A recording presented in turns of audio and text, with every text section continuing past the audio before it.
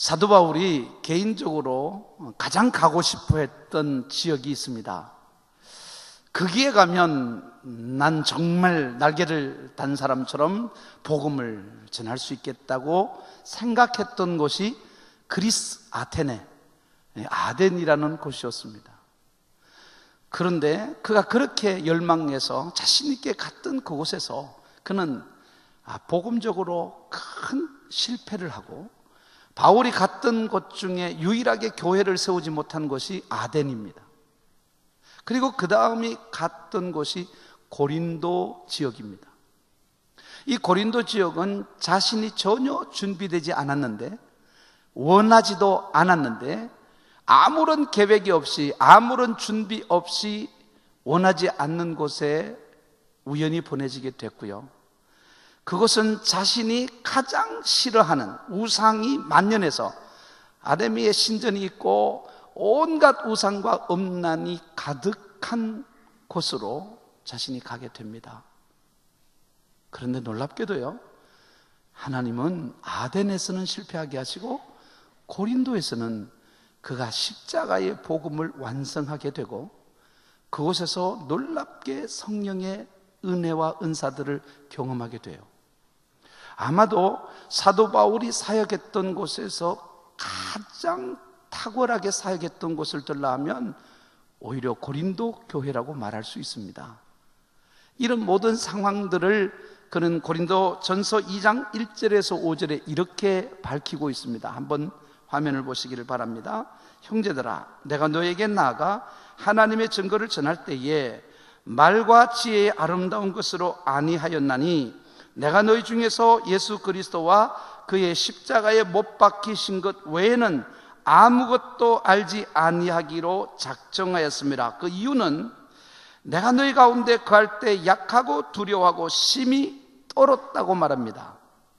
아무런 준비가 없이 갔기 때문에, 자신의 계획이 없었고 자신이 아무런 감당할 수 있는 실력이 없는 상태에 있었기 때문에 그는 심히 두려워하고 떨었다고 고백을 하고 있습니다. 그랬기 때문에 십자가에 못 박힌 예수 외에는 아무런 대안이 없는 상황에 놓여져 있었다. 그러면서 4절에서 내 말과 내 전도함이 설득력 있는 지혜의 말로 하지 아니하고, 이게 아덴의 체험입니다. 아덴에서는 자신이 철학자요, 아테네에는 소크라테스를 비롯한 유명한 철학자들로 인해서 그는 철학의 도시였기 때문에 그는 지혜의 말로 복음을 설명할 수 있으리라 생각했지만, 실패하고 난 다음에 나는 지혜의 말로는, 오늘로 말하자면은 내 지적인 능력으로는 하지 않았다. 다만 성령의 나타나심과 능력으로 하여, 내가 모자라면, 내가 준비가 없으면 하나님께서 성령으로 역사하시더라. 그 말을 기록하고 있습니다. 너희 믿음이 사람의 지혜에 있지 아니하고 다만 하나님의 능력에 있게 하려 하였노라. 아멘. 여러분이 지금 살고 있는 그 환경이 여러분이 계획하지 않은 삶이고 원하지 않는 삶일 수도 있습니다. 지금 여러분들의 상황에서 여러분들이 할 수 있는 것이 아무것도 없고, 정말 여러분이 처해 있는 그곳에서 어떻게 하면 벗어날까, 여러분들 마음속에 갈등이 있을 수도 있습니다. 그러나 여러분 기억하시기 바랍니다. 거기서 십자가를 만날 수 있습니다. 거기서 성령을 체험할 수가 있습니다. 내가 준비하지 않았기 때문에, 내가 감당할 능력이 없기 때문에, 내 지혜로는 감당이 되지 않기 때문에 거기에서는 역설적으로 하나님의 능력이, 하나님의 성령이 역사하신다는 것입니다. 내 인생은 잘 준비돼서 성공하는 게 아닙니다. 내가 원하는 대로 살아서 성공하는 것이 아닙니다. 하나님의 뜻이 있어서 하나님의 능력을 힘입어 우리의 삶을 성공하게 되는 줄로 믿습니다.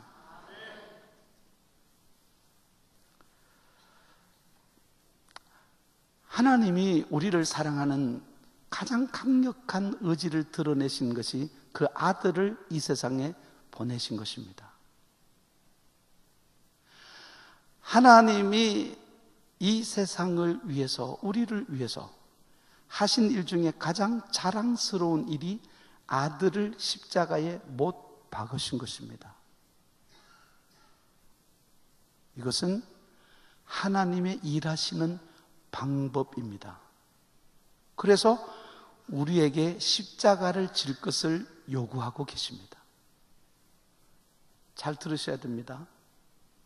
하나님이 이 세상을 사랑하는 가장 중요한 내용은 아들을 이 땅에 보내신 것과 그 아들을 십자가에 못 박아 죽게 하신 것, 그게 제일 잘하신 것입니다. 하나님은 이 세상을 그런 방법으로 일하시겠다는 것입니다. 그래서 바울을 비롯한 모든 사도들과 복음을 전하는 자들에게 자기를 부인하고 자기 십자가를 지고 주님을 따르라고 말합니다. 저도 개인적으로 내가 이만하면 됐다고 생각할 때 참 여기는 내가 좋아하는 곳이라고 믿을 때는 아무런 역사가 없습니다. 거기서는 제 자신도 변화되지 않고 거기서는 신앙의 열매도 맺지 못합니다.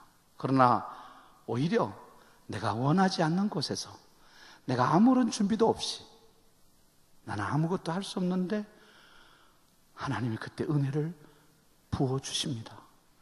거기서 하나님의 일하심을 보게 됩니다. 하나님의 능력을 경험하게 되고 십자가의 은혜를 경험하게 됩니다. 여러분 중에 지금 마땅치 않는 삶을 살고 있어서 여러분의 마음에 스스로 나는 실패한 자라고 말하지 마십시오. 지금은 은혜 받을 때라고 생각하십시오. 지금은 하나님의 능력을 힘입을 때라고 생각하시고 하나님께 기도하고 성령을 체험하시고 십자가를 경험하심으로 하나님의 하나님 되심을 풍성하게 경험하게 되는 은혜가 임하게 되기를 축원합니다. 우리는 지금 5장에 들어오면서 계속해서 그리스도인들은 누구이며 그리스도인들은 어떻게 살아가야 하는 존재인가에 대한 이 성화의 문제를 다루고 있습니다. 자, 오늘 여러분들이 본문 5장을 보시면 우리 첫 번째로 생각해 볼 내용이 있는데요, 여러분들이 한번 1절 말씀을 보겠습니다. 그러므로 사랑을 받는 자녀같이 너희는 하나님을 본받는 자가 되고 그랬습니다. 자, 이제 저를 한번 주목하시고요. 많은 사람들이 종교를 가지는 이유를 착하고 바르게 살기 위해서, 이 대부분입니다. 무슨 종교를 가지든지 그냥 바르게 살면 돼, 착하고 선하게 살면 돼, 그렇게 생각하는 사람들이 굉장히 많습니다.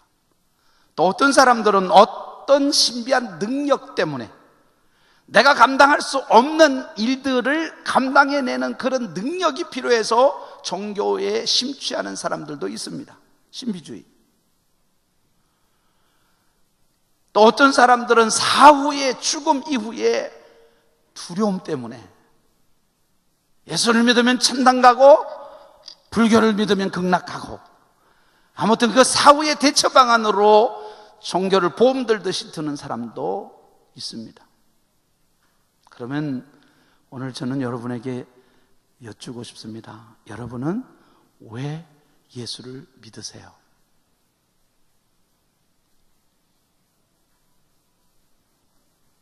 착하고 바르게 살기 위해서? 신적인 능력을 힘입어 삶의 연약함을 벗어나 여러분이 원하는 것을 성취하기 위해서? 죽음 이후의 두려움 때문에 천당 가기 위해서? 여러분은 왜 예수를 믿으세요? 오늘 1절에 그 대답이 있습니다. 다시 볼게요. 그러므로 사랑을 받는 자녀같이. 여러분, 우리가 예수를 믿는 이유는 하나님의 자녀가 되기 위함인 줄로 믿습니다. 하나님의 자녀가 되는 것. 자, 여러분들 히브리서 12장 7절에서 11절 말씀입니다. 너희가 참으면 징계를 받기 위함이라. 하나님이 아들과 같이 너희를 대우하시나니 어찌 아버지가 징계하지 않는 아들이 있으리요. 여기 징계라는 말은 아들이라는 말입니다. 파이디온.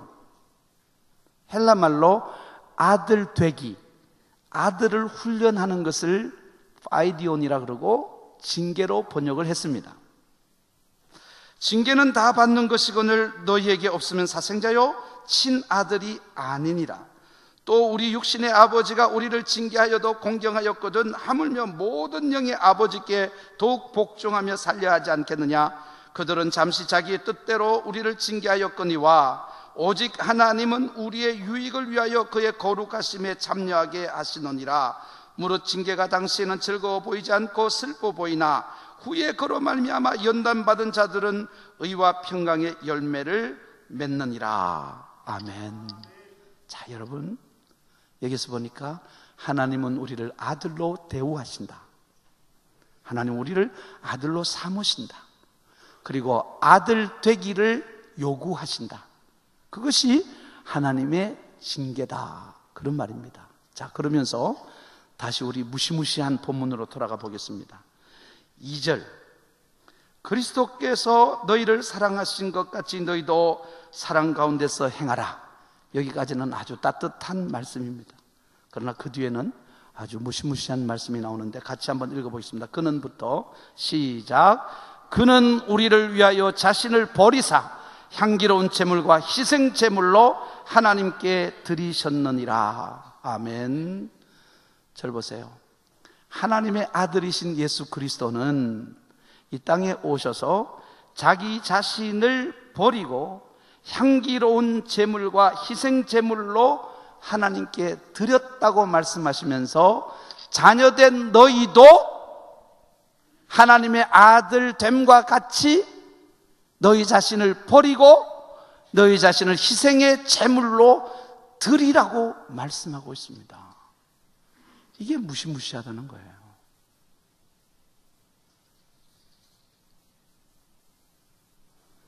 마태복음 5장 43절에서 45절 말씀에는 또 내 이웃을 사랑하고 내 원수를 미워하라 하였다는 것을 너희가 들었으나 나는 너희에게 이르노니 너희 원수를 사랑하며 너희 박해하는 자를 위하여 기도하라. 이같이 한즉 하늘에 계신 너희 아버지의 아들이 되리니.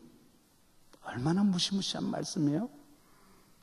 어떻게 해야 하나님의 아들이 된다고요? 원수를 사랑하고 박해하는 자를 위해서 기도해라. 그래야 아들이 되리니. 이 말을 잘 들으셔야 합니다. 그렇게 안 하면 아들이 아니다가 아니라 하나님이 너희들 아들로 삼았기 때문에 이 수준에 이를 때까지 징계하실 거다, 그 말입니다. 그게 무시무시한 거예요. 피할 수가 없다. 놀래가지고 벌써 눈 감으신 분도 계십니다. 이는 하나님이 그 해를 악인과 선인에게 비추시며 비를 의로운 자와 불의한 자에게 내려주십니다. 지금 이 시대는 하나님의 아들들이 희생해야 한다. 그 희생을 통해서 하나님은 구원의 역사를 이루신다. 바울이 전도하는데 지혜의 아름다운 말로 한 게 아니라 십자가를 지고 십자가와 그 성령의 은혜를 덧입어서 기적같이 하나님이 그 황무한 땅에, 황폐한 땅에 너희들을 구원하셨다.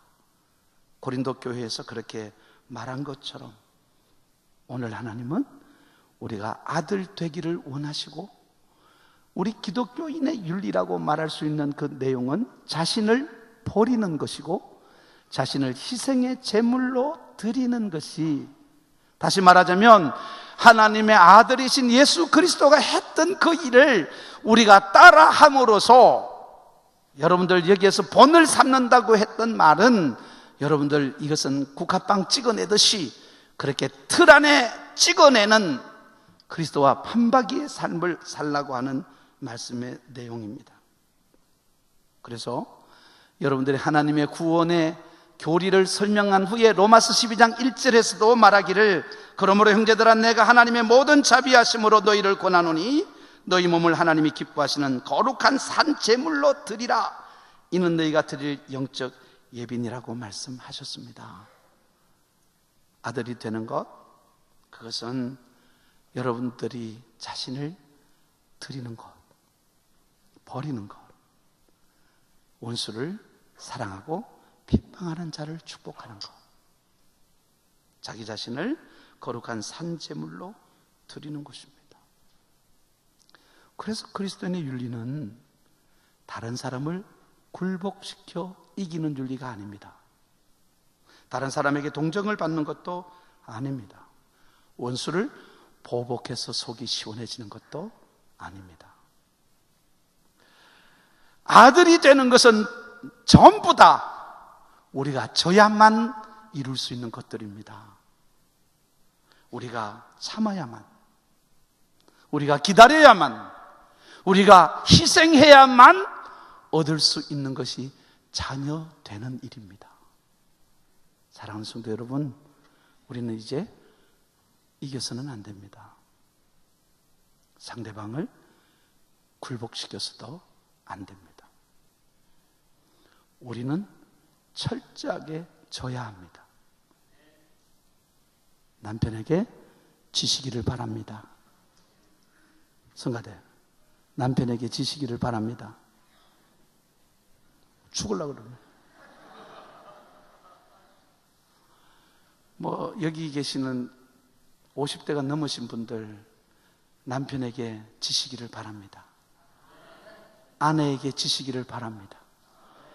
자식에게도 지시기를 바랍니다. 부모님에게도 지시기를 바랍니다. 형제에게도, 이웃에게도 지는 겁니다. 참는 겁니다. 기다리는 겁니다. 희생하는 것입니다.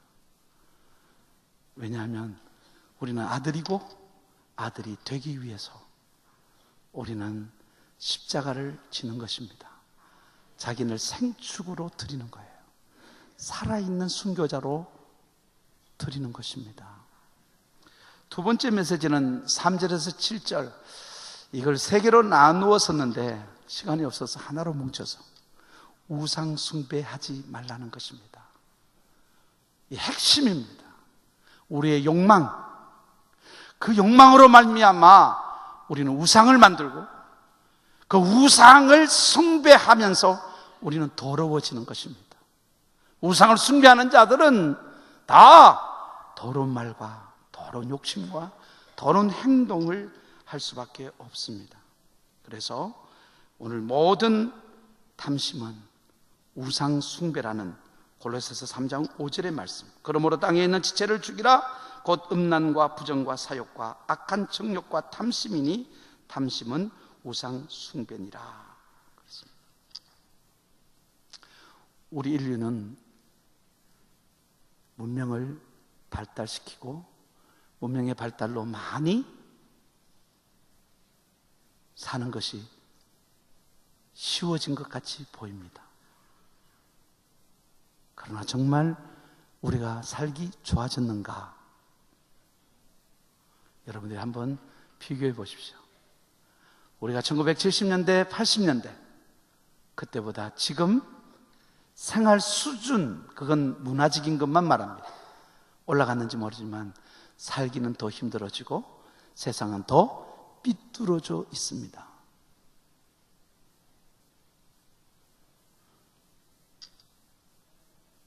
세상을 살아가는데 필요한 것들을 얻기 위해서 하나님으로부터 공급받아야 할 것들을 공급받지 못하는 세상을 우리는 살고 있습니다. 오늘 아침에도 제 아내와 함께 우리 젊은 여성들에게 성경적 부모 교실을 가르치고 싶은데 지원하는 사람이 지금 3사람밖에 없습니다. 그런데 더 이상 같이 교육을 받을 만한 사람이 없어요. 왜냐하면 지금은 부인도 거의 다 일을 나가기 때문에 주중에 시간을 내기가 어렵습니다. 부부가 함께 일을 하면 주일날 한 번 쉴 수 있는데 주일날 교회 와서 예배드리고 또 훈련 받는다는 것도 가정을 위해서 바람직한 일은 아닙니다. 어쨌든 목회자로서 지금 이 시대를 살면서 가장 힘든 일이 뭐냐면 여러분에게 시간을 요구하는 것입니다. 제 가슴은 늘 말씀으로 불타고 있습니다. 들어야 할 텐데, 깨달아야 할 텐데, 알아야 하는데, 이렇게 살아야 되는데, 그 마음이 간절하지만 여러분의 삶의 스케줄 내용을 보면 시간을 좀 내주십시오 하는 말을 할 수가 없습니다. 새벽을 요구해보지만 쉽지 않습니다. 밤을 요구해보지만 쉽지 않습니다. 어느 날도 여러분들에게 우리 신앙을 위해서 성경 공부합시다, 기도합시다, 이렇게 요구할 수 없는 세상을 우리는 살고 있습니다. 육신의 것들을 얻기 위해서 우리는 지금 너무 많은 시간을 요구당하고 있습니다. 시시하게 살아갈 수가 없습니다. 지고도 살 수 없고 누가 나를 도와주지도 않는 세상에서 우리는 그 경쟁 속에서 숨막히게 살아가고 있고 이 욕망은 끝이 없습니다. 저는 이 말씀을 떠올립니다. 2000년 전에 사탄은 예수님에게도 이 요구를 했듯이 지금 우리에게 요구하고 있습니다. 마태복음 4장 8절에서 10절 말씀입니다. 마귀가 또 그를 데리고 지극히 높은 산으로 가서 천하만국과 그 영광을 보여 이르되 만일 내게 엎드려 경배하면 이 모든 것을 네게 주리라. 이건요 뻥이 아닙니다. 사탄은 줄 수 있습니다. 지금도 사탄을 숭배하는 사상자들이 세계의 종교와 세계의 경제와 세계의 문화를 다 장악하고 있습니다. 프리메이슨, 세계 종교, 세계 경제, 세계 문화 몽땅 지금 장악하고 있습니다. 공중의 권세를 잡고 있습니다. 많은 사람들이 미혹되고 또 실제로 거기에 속하면 수많은 이득을 보고 거기에 속하면 많은 것들을 얻을 수 있기 때문에 오늘 거기에 엎드려 경배합니다. 이에 예수께서 말씀하실 때 사탄아 물러가라. 기록되었을 때 주 너희 하나님께 경배하고 다만 그를 섬기라 하였느니라. 아멘. 여러분, 세상의 것을 얻는 데는 열심인데 하나님을 경배하는 일에는 소홀한, 이제 이 세상을 사는데 볼륨이 너무 커져 버렸어. 하나님을 섬기는 데는 도저히 시간도 물질도 마음도 줄 수 없는 세상을 우리는 만들어 버렸습니다. 갈라디아서 6장 7절에서 9절은 이렇게 말합니다. 스스로 속이지 말라. 하나님은 업신여김을 받지 아니하나니 사람이 무엇으로 심든지 그대로 거두리라. 자기 육체를 위하여 심는 자는 육체로부터 썩어질 것을 거두고 성령을 위하여 심는 자는 성령으로부터 영생을 거두리라. 우리가 선을 행하되 낙심하지 말지니 포기하지 아니하면 때가 이름에 거두리라. 아멘. 육신을 위해서 심는 자도 있고 영원을 위해서, 영생을 위해서, 성령을 위하여 심는 자도 있습니다. 그런데 갈라디아서에서는 바울이 말하기를 성령을 위하여 심는 자들에게는 특별히 낙심하지 말라는 말씀을 하고 내가 이르러야 거둘 수 있다는 말을 붙이고 있습니다. 그 말은요, 육신을 위하여 심으면 이 땅에 금방 표시가 납니다. 대가가 주어집니다. 그러나 성령을 위하여 심으면 이 세상에서는 그 열매를 볼 수 없을 수도 있습니다. 죽음 그 이후를 바라보지 않으면 그것이 우리의 것이 되지 않을 수도 있는 것처럼 보이기 때문에 쉽게 낙심한다는 것입니다. 여러분, 충격적인 뉴스를 듣고 있잖아요. 제주지검장이신 검사장님이 어떻게 그런 일을 할 수 있을까?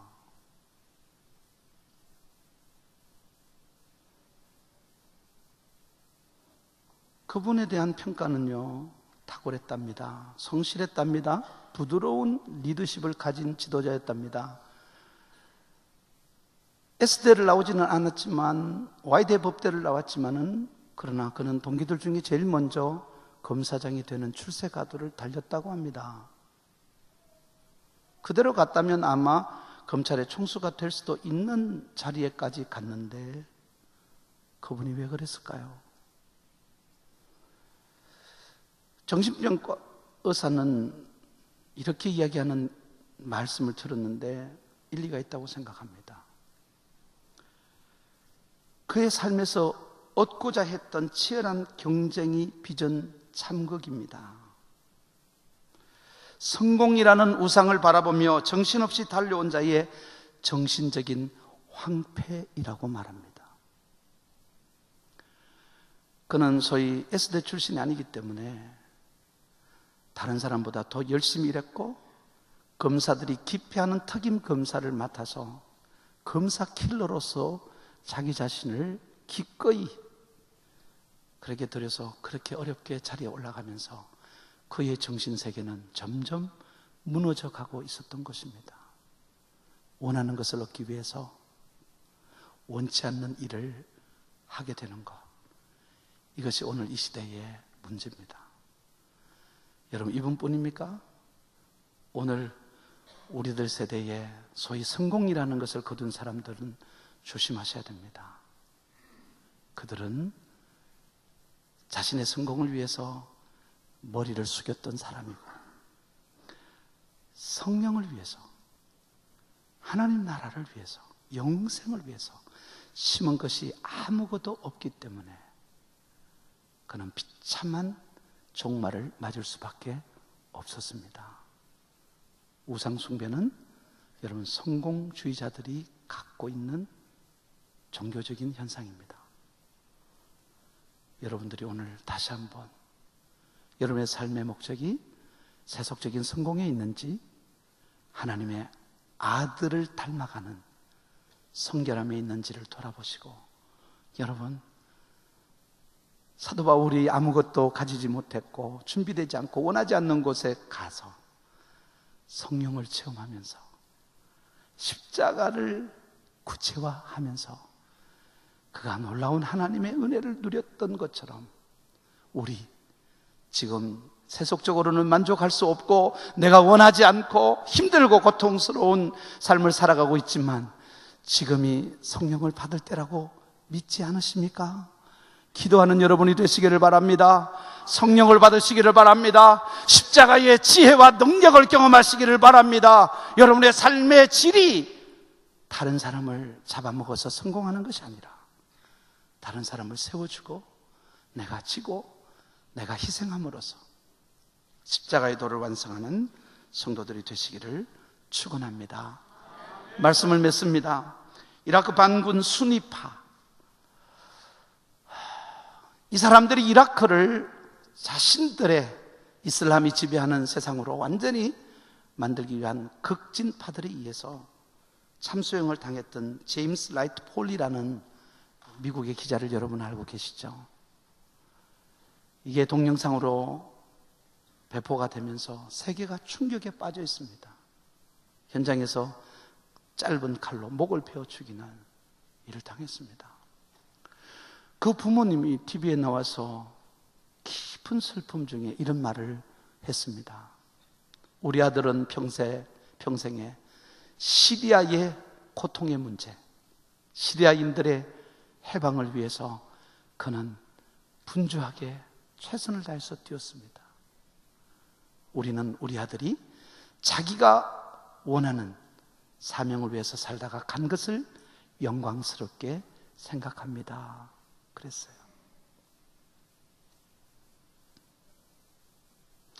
여러분이 그 인생을 비참하다고 말할 수 없습니다. 사명을 위하여 살다 간 사람은 영광스러운 삶입니다. 정말 비참한 것은 사명 없이 욕심으로 살다가 허망한 일생을 끝내는 것입니다. 오늘 저는 설교하면서 여러분의 두 가지 질문합니다. 여러분은 누구입니까? 우리는 하나님의 아들입니다. 여러분의 삶의 목적은 무엇입니까? 그것은 십자가를 지는 것입니다. 오늘 다시 이 말씀 앞에서 하나님 아들답게 그분이 그랬습니다. 자기를 버리고 자기를 희생의 제물로 드렸습니다.